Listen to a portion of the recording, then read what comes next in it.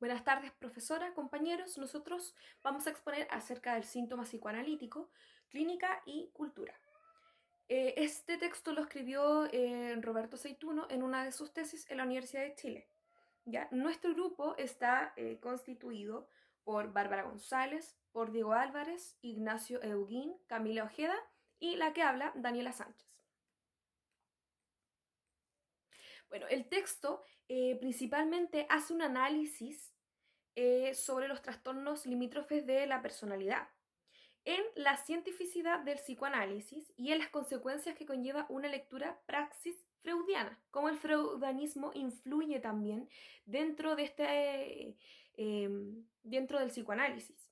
¿Ya? La praxis freudiana propone o supone una interrogación que sería la identidad del sujeto, crítica sobre cómo se desenvuelve el sujeto dentro de la cultura.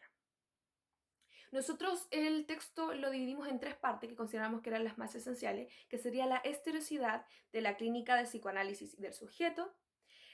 Punto 2, la psiquiatría versus psicoanálisis. Y punto 3, los trastornos limítrofes de la personalidad.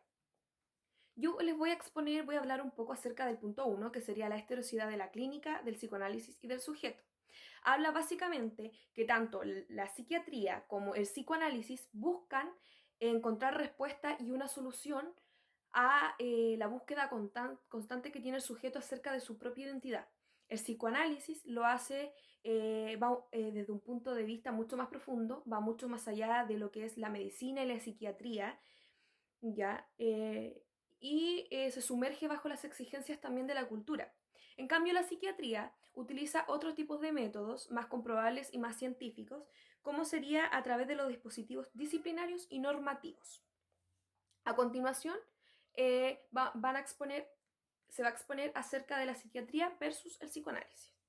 Continuando con los antecedentes teóricos e históricos que rodean al síntoma psicoanalítico, es necesario considerar la relación de la psiquiatría con el psicoanálisis. Este escenario se puede resumir en 5 puntos clave. Primero, hay que decir que entre la psiquiatría y el psicoanálisis no puede haber continuidad basada en la naturaleza de sus sujetos. Esto porque en aquella época el objeto de estudio de la psiquiatría era más bien los signos y síntomas, y para el psicoanálisis es el sujeto, entendiendo que hay que estudiar el inconsciente del sujeto inmerso en el contexto cultural de cada uno. Luego, hay que señalar que Freud dice que es el psiquiatra y no la psiquiatría quien se opone finalmente al psicoanálisis. Por otra parte, Freud tenía ciertas ambigüedades. E incluso debió hacer uso de los enunciados y prácticas de la psicopatología, utilizando las características nosológicas de la época, tales como por ejemplo la psicosis o la separación de la neurosis, cayendo en el mismo carácter descriptivo de la psiquiatría. Sin embargo, no queda solo ahí, sino que plantea teorizaciones de mucho mayor alcance, ya que su objetivo de estudio, el inconsciente, es bastante más específico. En su estilo irónico, Freud se cuestiona el carácter de la ciencia de la psiquiatría con frases como ¿se han preguntado los psiquiatras si sus arreglos puramente descriptivos merecen el nombre de ciencia? Finalmente, el trabajo de Freud llevó a ver el sujeto como síntoma. Progresivamente redefinió los conceptos de la época, ya que al hacer el análisis clínico y antropológico se desplaza el carácter descriptivo que tenía inicialmente. Esto lleva a nuevas teorías sobre el inconsciente mismo. De esta forma, se pasa desde una clínica del síntoma a una teoría del sujeto, en donde el sujeto se hizo y se torna síntoma. Yo ahora les hablaré sobre los trastornos limítrofes de la personalidad. Como plantea el texto, el trastorno limítrofe de la personalidad es un trastorno mental que impacta la forma en que piensas y sientes acerca de ti mismo y de los demás. Con este trastorno se tiene un temor profundo al abandono o a la inestabilidad, además de los frecuentes cambios de ánimo.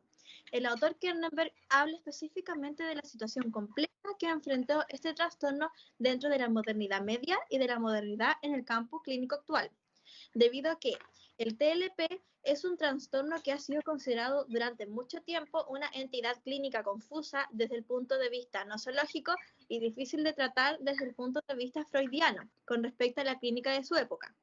Siendo así, efectivamente, lo que plantea el texto y sus autores es si dichas construcciones eran efectivamente actuales o si no hacían más que reflejar las antiguas definiciones del freudismo a principios de la modernidad, ya que Freud, por otro lado, nos hablaba de la histeria y de la neurosis como principales enfermedades nerviosas caracterizadas por frecuentes cambios psíquicos y, en el caso de la neurosis, una estabilidad emocional que puede hasta definir la personalidad.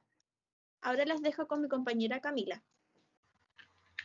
Bueno, yo les voy a hablar sobre la problemática planteada. En reflexión a la problemática planteada, la historicidad del psicoanálisis juega un rol muy importante para identificar a grandes rasgos si la praxis freudiana de cierta forma nos entrega otra perspectiva de estas enfermedades, ya que en aquella época existía una gran rivalidad entre el ámbito clínico, lo que es la medicina, y lo que postuló Freud, y que en definitiva nos relata que estas enfermedades en aquel entonces ya eran representadas por el sujeto, pero sin embargo no tenían otra opción para optar a la racionalidad médica, dejando totalmente de lado lo que Freud decía sobre el sujeto inconsciente y su entorno cultural, el cual ha sido sometido mediante rasgos corporales ocasionados por el ámbito emocional, impulsos, entre otros. Ahora les voy a hablar sobre los borderline. Es ahí donde surge el tema de los borderline en un ámbito más amplio de estudio actual y que por sobre todo da énfasis al TLP, ya que desde ese entonces se intentó reformular los criterios por los cuales la clínica freudiana estableció la clásica distinción entre la neurosis y psicosis, ya que ya que dicho trastorno representa la compleja situación que enfrentan los clínicos de hoy y que en definitiva es cierta complejidad, es representada en base al sujeto y a las resistencias, dificultades que presenta durante el tratamiento. Con base a eso surgieron algunos autores, como por ejemplo Kember y Kristeva con las nuevas enfermedades del alma.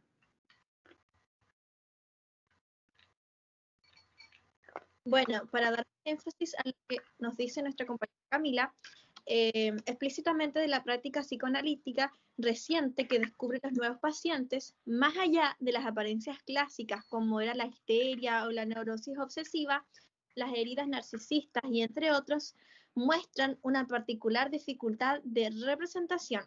Y para Kierkegaard, la incapacidad de amar, como lo vimos en el texto, era un signo patagnomónico del narcisismo severo. Ahora, con reflexión a lo leído, tenemos una pregunta que la sacamos del texto, que es, ¿a qué la necesidad de incorporar los aportes de la ciencia actual, como el cognitivismo, neurociencia, teorías sistemáticas, etcétera, en las estrategias nosológicas y nosográficas actuales para definir las nuevas patologías del espíritu?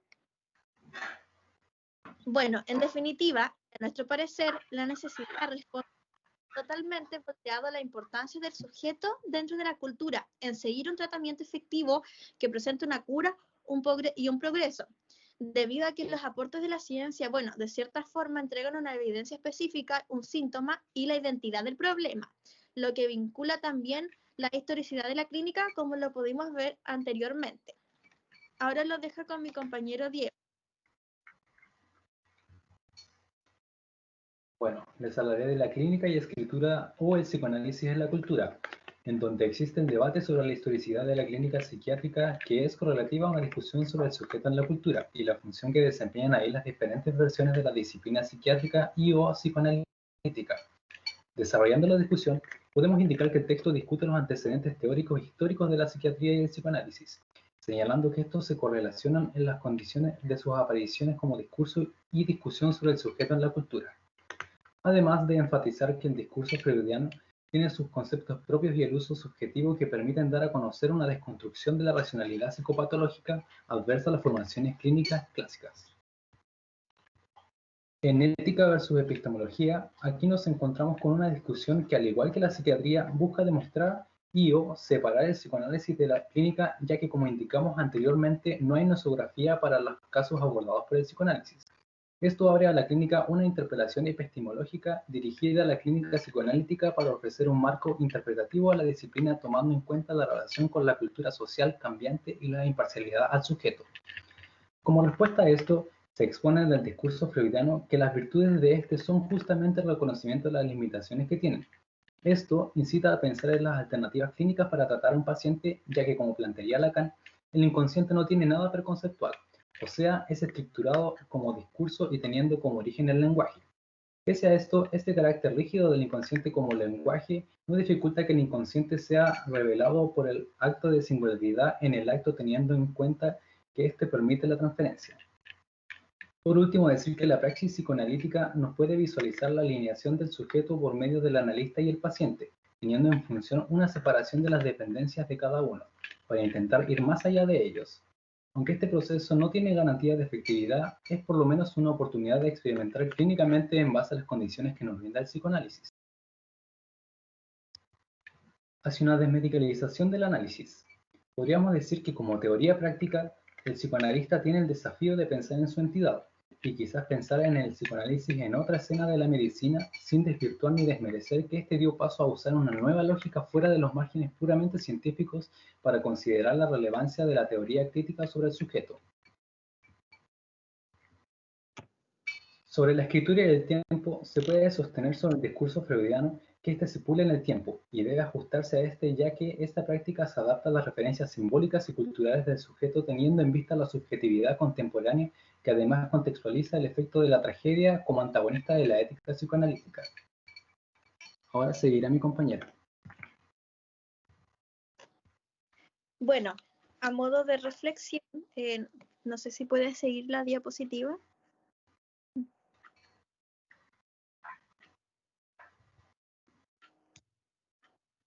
Vamos a ver. ¿Sí? Ya. Bueno, podemos decir que la teoría y la práctica del psicoanálisis puede leerse como síntoma cultural, ya que el sujeto ha sido sometido en base a un entorno y que de cierta forma las patologías siempre han estado presentes, pero sin embargo en aquella época no habían otras perspectivas a no ser la racionalidad médica, entonces el sujeto estaba como condicionado. En cambio, en la época actual existen más opciones y nuevos desafíos. Entonces, ¿podemos seguir con la otra diapo, por favor? Y finalmente, como comentarios y aportes del grupo, podemos decir que... Podemos decir que el psicoanálisis es capaz de proporcionar respuestas que quedan fuera del alcance de la medicina y que es capaz de satisfacer la necesidad del sujeto. Es por ello que trabajando de forma interdisciplinaria son capaces de potenciar de forma más precisa y completa al sujeto, creando un equilibrio entre lo emocional con lo físico y lo mental. Muchas gracias por su atención.